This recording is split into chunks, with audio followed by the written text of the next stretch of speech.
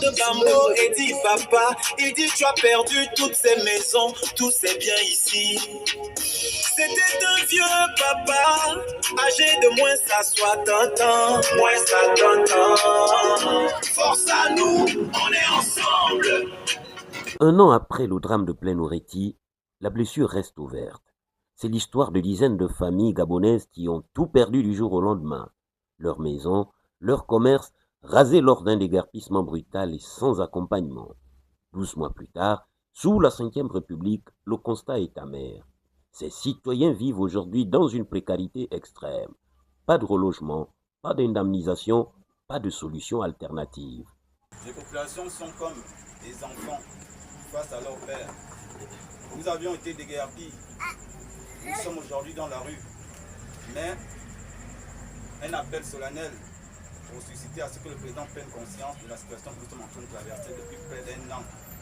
Le 6 juin 2025, le 6 juin 2026, ça fait 12 mois que nous sommes dans la rue. Nous sommes ici, nous avions été confrontés le 6 juin 2025 à une casse effectivement qui nous a surpris tous et que nous ne savons pas jusqu'à présent les mesures que le gouvernement a prises pour pouvoir effectivement solder cette situation.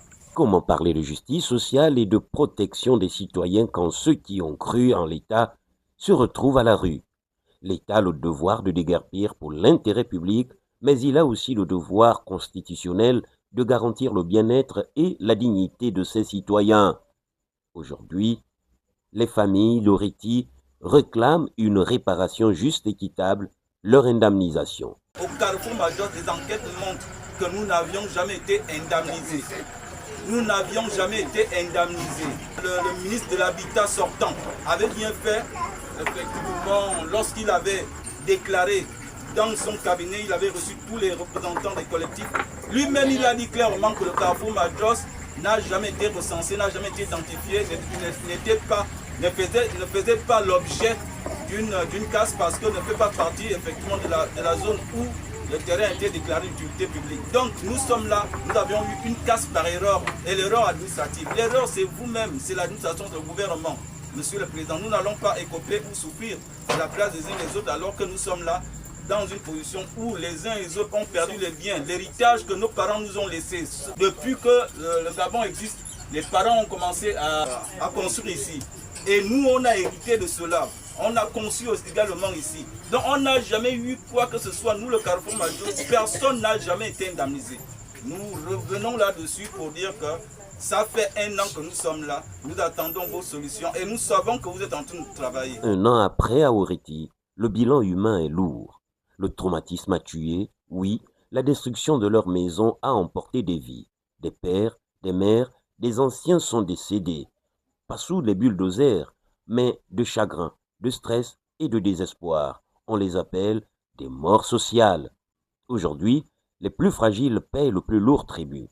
Nos anciens du troisième âge, malades chroniques, diabétiques, hypertendus, se battent seuls contre la tueuse silencieuse, sans médicaments, sans suivi, sans abri. L'État les a oubliés, disent-ils. Pendant ce temps, des bébés naissent dans la rue. Sans maternité, sans acte de naissance, sans avenir. Quelle république peut accepter que la première image d'un nouveau-né gabonais soit le bitume? Et pourtant, au milieu de ce chaos, une lueur. Des enfants ont refusé de céder.